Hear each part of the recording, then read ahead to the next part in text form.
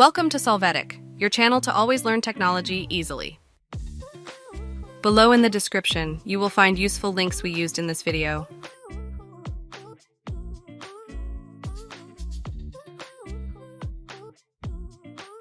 Today in Solvetic, we will see how to link Xbox account to Steam on PC. We start by opening the Xbox app. After that, click on the profile icon and then click on Settings.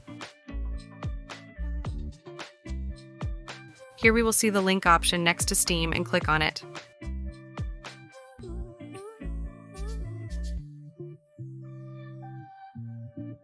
Next, the browser will open to log in with our Steam account. You will probably need the verification code that will be sent to your email if you have your account protected. After that, we can continue the link by clicking on Sign In. And we will confirm that the Xbox app opens. Finally, we will see that our Steam account has been linked correctly. Hey, remember to subscribe Solvetic channel.